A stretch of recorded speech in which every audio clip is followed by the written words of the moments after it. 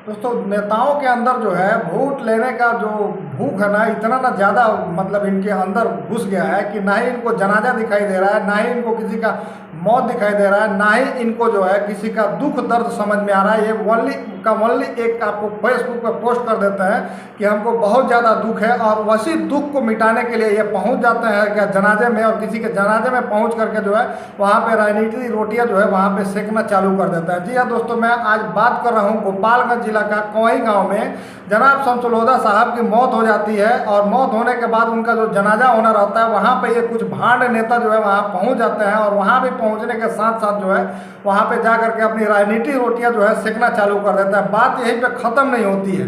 क्योंकि जनाजे के बाद जो है वोट की बात कर सकते हैं। अगर कोई जनाजा खड़ा है, उस जनाजे में भी कम से कम आदमी को इतना सोचना चाहिए कि वहाँ पे जो इमाम जो है जनाजे की नमाज़ पढ़ाता है या कोई भी नमाज़ पढ़ाता है, तो इमाम जो उनका जो ईमान है वो कितना परहेजगार रहता है, और वहाँ पे जो है उनकी औकात क्या रहती है। लेकिन ये दो कौड़ी के जो नेता है वहाँ भी पहुँच जाते हैं और इमाम साहब को जो है साइड में खड़ा करा देते हैं, और खड़ा कराने के साथ साथ जो है अपनी राजनीतिक रोटियाँ जो है सेकना चालू कर देते हैं। और बात वहीं पर नहीं है कि वो जो है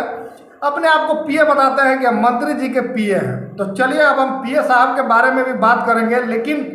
अब मंत्री कौन है उस मंत्री साहब के बारे में भी हम बात करेंगे। वहाँ पे विधि मंत्री के शमीम साहब वहाँ पहुँच जाते हैं, और शमीम साहब को पीए बता रहे हैं कि हम उनके पीए हैं, क्योंकि यहाँ पे मंत्री जी आए हैं तो हम मंत्री जी का इंट्रोड्यूस करवा देते हैं। अब इनको ये चीज़ पता नहीं है कि कोई जनाजे में जा करके किसी को भी जो है बताया नहीं जाता है और समझाया नहीं जाता है, क्योंकि उनके लिए वो जनाजा जो है सबसे ज़्यादा इम्पोर्टेंट होता है। और हंगामा जब होता है तो बोलते हैं कि नहीं, हम तो यहाँ पे वोट मांगने नहीं आए हैं, हम तो यहाँ पे मुसलमानों की एकजुट होने की बात करते हैं। लेकिन ये कौन सी एकजुटता है और ये कौन सी घबराहट है, और अंदर से कौन सी घबराहट है कि जनाजे भी इनको समझ में नहीं आ रहे हैं, और इनको इल्म जो है, इल्म की ये जो बात कर रहे हैं। बताइए कि एक राजा भी अगर आता है तो उसको इमाम के पीछे आता है, तो इमाम के पीछे उसको नमाज पढ़ना पड़ता है। लेकिन इनको ये भी समझ नहीं आ रहा है कि हम जो है वहाँ से इमाम को साइड कर रहे हैं, तो साइड क्यों कर रहे हैं, आखिर उस इमाम की जो है वहाँ पे अहमियत क्या है। और इनको ये भी समझ में नहीं आता है कि बाकी पार्टी के भी नेता वहाँ पे आए हुए रहते हैं, और बाकी पार्टी के नेता, जी हाँ, एमआईएम के भी नेता वहाँ पे पहुँचे रहते हैं। वही नेता जो है वो असलम मुखिया की हम बात करें कि असलम मुखिया वही जो है 3-4 घंटे पहले से आकर के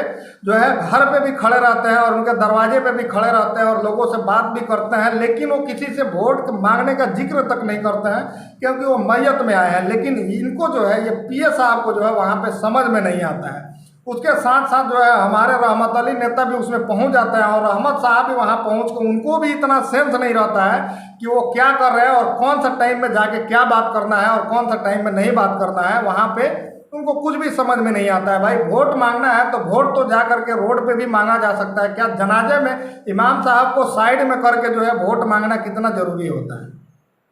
क्या हमने मंत्री साहब नहीं देखे हैं? अब बताइए ना, यहाँ पे कोई शिक्षा मंत्री आ जाता है, कोई गन्ना मंत्री आ जाता है, तो क्या हम नहीं समझ रहे हैं कि बिहार में जो है इतने गन्ने के जो फैक्ट्री है वो बंद पड़े हुए हैं, और उसके पार्ट्स जो है बेचा जा रहा है। और ये मंत्री साहब को कोई किसी को ऐसा कोई नेता है जो इनको समझ में नहीं आ रहा है कि क्यों बेचा जा रहा है। और बिहार के जो लोग हैं यहाँ से बिहार छोड़ के जो है सऊदी और दुबई और गुजरात जैसे जगहों पर जाते हैं, और महाराष्ट्र जगहों पर जाते हैं, और वहाँ पर जो है उनको मार के भगाया जाता है। तब ये नेता को समझ में नहीं आता है।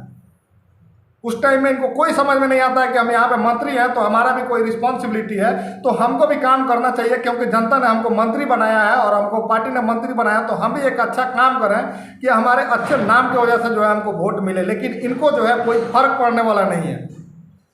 इनको तो वोट बैंक की राजनीति करना है और मुस्लिम वोटों के अंदर सेंध लगाना है। तो लगाइए, वोट तो मांगने का अधिकार सबको है, लेकिन आप ऐसे टाइम पे मत जाइए कहीं पे कि किसी का मैयत हुआ हो, अगर कोई रो रहा हो, कोई दुख में हो, उस टाइम में जाइए कि हम आपका दुख बांटने आए हैं क्योंकि आप हमको वोट दे दिए। ये कौन सा तरीका होता है भाई?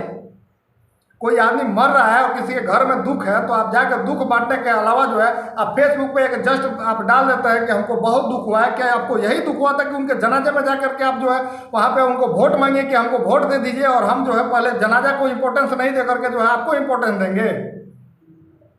वहाँ पे असलम मुखिया भी वहाँ पे आए थे, क्या वो उनको मतलब कि मुंह में आवाज़ नहीं था कि भगवान ने या अल्लाह ने उनको जवाब नहीं दिया था कि वो वहाँ पे वोट नहीं मांगते हैं और वहाँ पे चुपचाप जनाजे में खड़े रहते हैं, और आपको जो है वोट की इतना चिंता रहती है कि आप जो है वहीं पे बखुला करके चले जाते हैं कि हटिए इमाम साहब, जो है हम यहाँ पे जो है वोट मांगेंगे। उसके बाद जो है आपको कहीं पर जब वोट मांगने की बारी आती है तब आप जाके फोटो शूट करके जो है फेसबुक पे भी डाल देते हैं और अपना ऑफिशियल ये पे भी डाल देता है कि हम वहाँ पे जनसंपर्क में गए थे, लोगों का दुख बांटने गए थे। ये कौन सा दुख बांट रहे थे? जो दुख जो है उनसे उनके घर के गार्जियन से जाके आप नहीं बात करते हैं, गाँव वालों से नहीं बात करते हैं कि चलिए ये हुआ है, हमको बहुत दुख हुआ है। कहाँ दुख हुआ है? ये फेसबुक पर दुख बांट रहे हैं आप।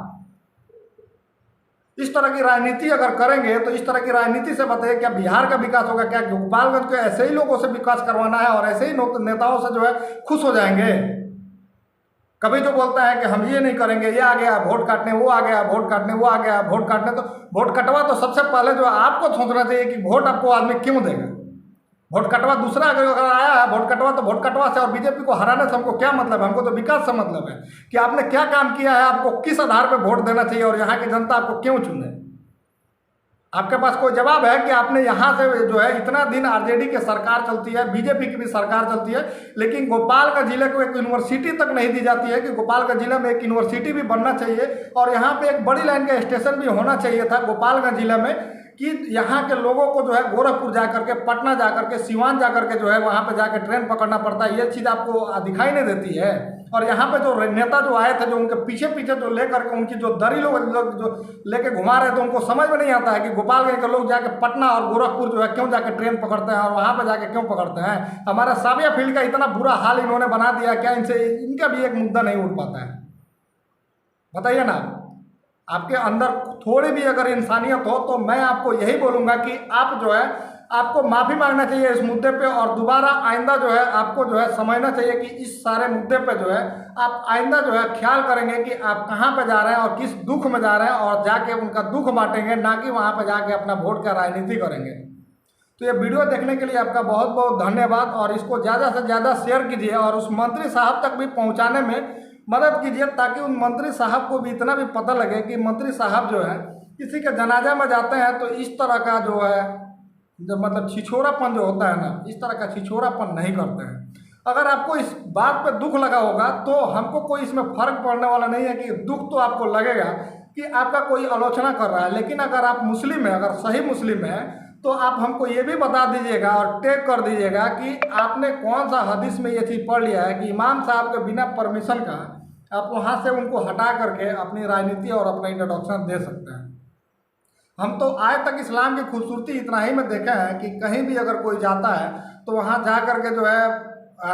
कहीं इमाम के पीछे जाता है। अगर राजा भी होते हैं तो उनके जो है एक ही सफ में खड़ा होना रहता है और वहाँ पर नमाज पढ़ना रहता है। लेकिन अगर इससे अलावा जो अगर कहीं आपको हदीस मिलता है और आपको जो है कहीं कुरान में कहीं कुछ मिलता है तो आप ज़रूर शेयर कीजिएगा कि हम इस हदीस के रेफरेंस से वहाँ गए थे और वहाँ जा कर के इमाम साहब को जो है वहाँ पे हम साइड कर दिए थे और अपना इंट्रोडक्शन देना चालू कर दिए। तो ये वीडियो देखने के लिए आपका बहुत बहुत धन्यवाद।